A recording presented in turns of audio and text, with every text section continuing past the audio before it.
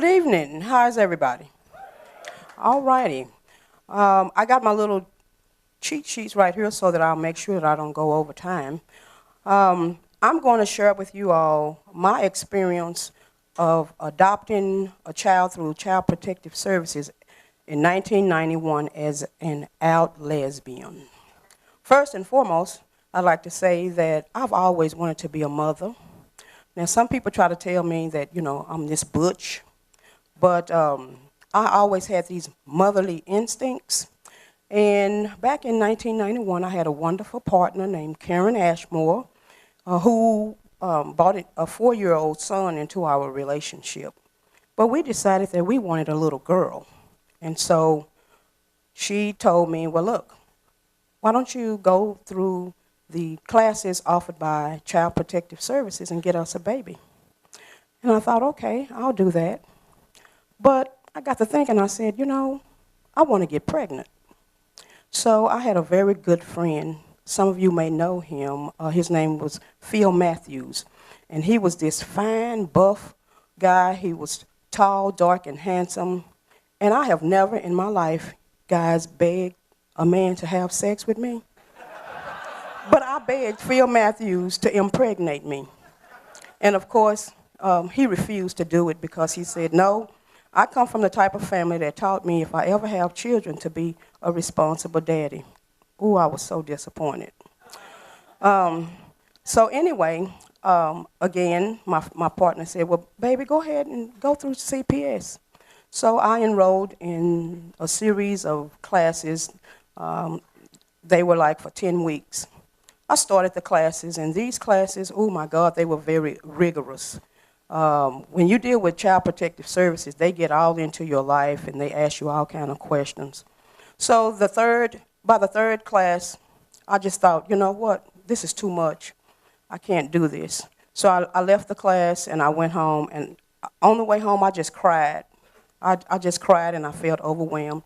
So when I got home, I told my baby, I said, sweetheart, I'm sorry, baby. I can't deal with CPS. I'm just going to quit. She said, yeah, that's what you think. Oh, you're going to get us a baby. And so Karen was the type of person, you didn't challenge her. I mean, we were some crazy, crazy, crazy lesbians. So anyway, I went ahead on and completed the classes, and we were able to get our baby. Now, I want to tell you all a little bit about the process. CPS really wasn't a bad organization to work with. God played a big part in our adoption because guess what, guys? We had 2 lesbians on our case. Yeah, we did. We had 2 lesbians on our case. My caseworker supervisor was a lesbian, and my daughter's caseworker supervisor was a lesbian, and they just happened to be best friends, y'all. So look at here.